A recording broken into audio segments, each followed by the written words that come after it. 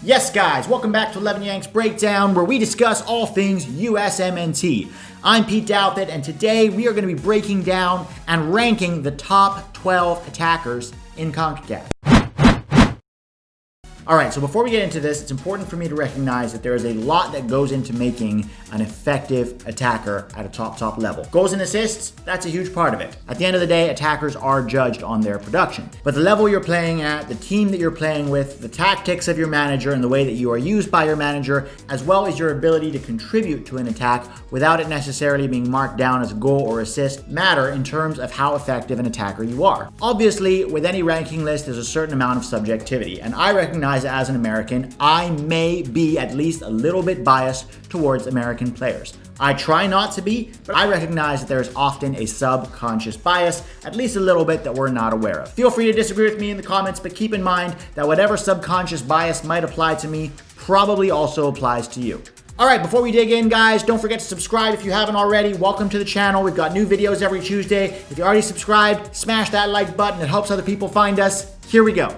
Alright, and getting started in 12th place is Cyle Larin, Canadian forward, currently playing for Besiktas, 25 years old, has been really productive this season compared to past seasons. Now you'll see with the production stats, I put over the last 18 months because if I only put the last 6 months, it's too small a slice to evaluate an overall player, whereas I feel like the last 18 months gives you a general idea of where they're at in terms of their development, in terms of their production, because players have hills and valleys, and a guy who might be scoring at an intense rate this month might not be 3 months from now. So over the last 18 months, he's got 22 goals and 13 assists in all competitions for Besiktas. Obviously, that's the Turkish league, and that's a very different level than some of the other players we're going to look at. But Cyle Larin still is managing to be effective both for club and country as a center forward, and so he gets 12th place on this list. He's got great hold-up play, he's a very good finisher, doesn't really need a lot of backlift when striking the ball, and his off-ball movement has improved a lot since he moved from Orlando to Turkey. Number 11 is Weah, the winger forward for Lille. He's been out for a long time with injury and recently has started to get more game time, which has also meant goals and assists. 3 goals and 1 assist in about 500 minutes for Weah. The thing about Weah is that he's very good at a lot of things without being truly elite at any one thing. So he's a good finisher. He's a good technical player. His awareness of what's going on around him is probably one of his strongest traits. As a winger, he's not the kind of guy who's going to go 1v1 and beat you with his pace, but he gets his head up and he looks to combine with players around him and he makes astute and intelligent runs. And I think that's what's going to make Weah very effective as he continues to grow. With him, he has to figure out his best position because I don't know if he's exactly a winger, and I don't think he's quite a forward. He sometimes tends to go missing in a game, but then all of a sudden pop up with a goal or an assist or a crucial play. So I do think he needs to improve his consistency throughout a game, and that's why he's 11th on this list. 10 is Anthony Choco Lozano, the Honduran forward for Cadiz, playing in La Liga, has a few goals and assists this season. He was playing in the second Liga last season, and that's where most of his production came from, if you look at the production stat here. To clarify, this is Choco Lozano, not Chucky Lozano, for some of you who might get mixed up. He's the kind of forward who plays with his back to goal, good hold-up play, decent finisher, but a little bit one-footed. He doesn't often use his weak foot, and I think that hurts him. He doesn't have elite pace or elite speed or anything, but he's a pretty decent poacher, and he's been starting to produce somewhat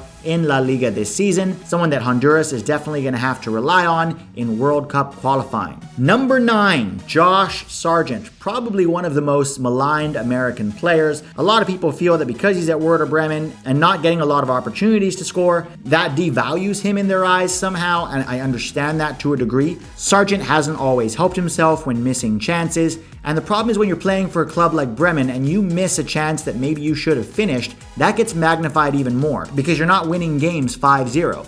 You maybe get 1 or 2 chances during the game and you have to put them away. To be fair, he does have 7 goals and 9 assists in the last 18 months.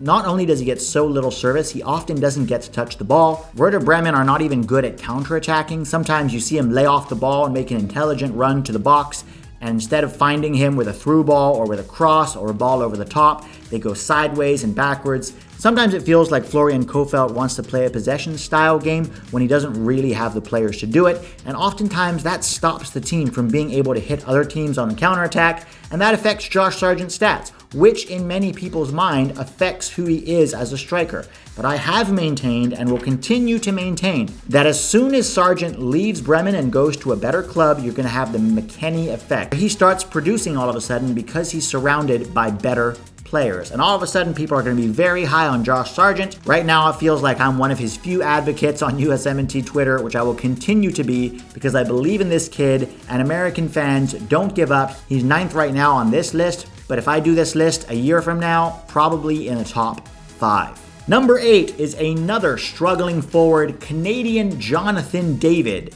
Now, if you look at his production in the last 18 months, that's a little misleading because most of those 25 goals and 14 assists came in the Belgian league, which is still very, very good. But David has struggled going from Genk to Lille. He's played the majority of minutes, often starting as their center forward, which I don't really think he is. If you look at how he played at Genk, he was often played as a 10, so just behind the number 9. He's one of those guys that plays quite well between the lines. So he's good at finding a little pocket of space and then being effective from there. But if you're asking him to stretch the front line or hold up the ball like a traditional number 9, that isn't always his strength, and I think that's contributed to his struggles at Lille this season.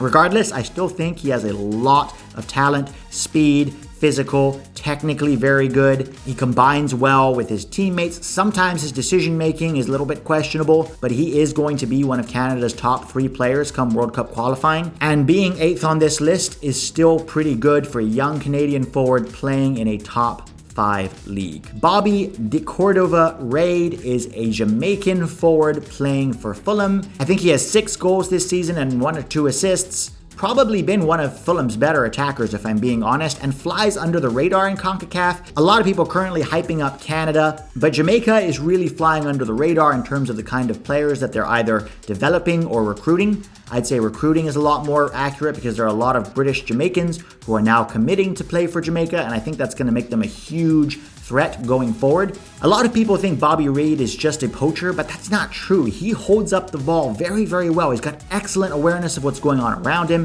If you're ever watching Fulham to see how Anthony Robinson is doing, see if Bobby Reid is on the field and just watch him play.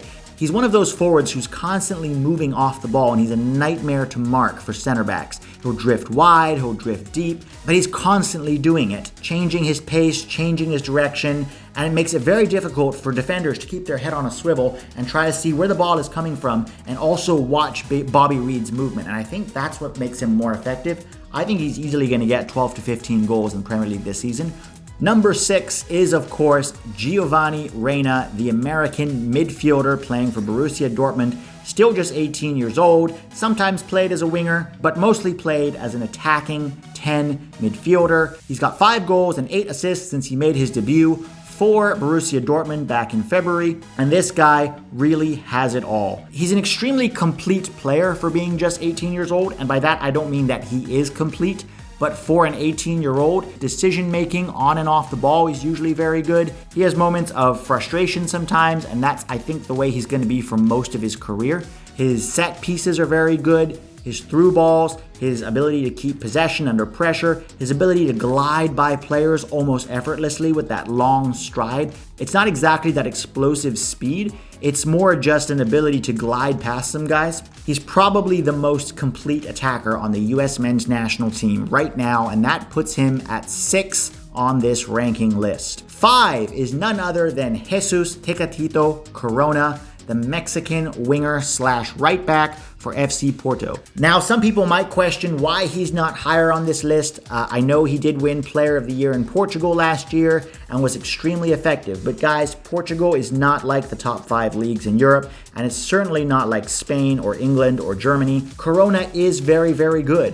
He's that explosive winger that can beat you 1v1. His crossing is excellent. His finishing is above average. But until I see him do it in a top 5 league, it's hard for me to put him higher on this list. I think he probably could be quite effective in a top 5 league, but until he moves out of Portugal and starts testing himself in a more difficult position, with more difficult competition week in and week out, it's hard to judge just how good his ceiling is. Leon Bailey, another Jamaican attacker, makes this list. Bayer Leverkusen, 23-year-old winger. This season, he has really exploded out of the blocks and shown just how effective he can be. He is that 1v1 explosive winger, left-footed, not so great on his right, and still has some work to do on his decision-making, but 9 goals and 7 assists this season alone probably makes him one of the most effective attackers in CONCACAF, and it's going to be fun watching him and Bobby Reid link up during World Cup qualifying for Jamaica. But go watch him in the Bundesliga when you get a chance, guys. Super high ceiling, super fun winger to watch. One of those guys who just gets his head down and goes, and you never really know exactly what he's going to do, but he finds a way to get around players.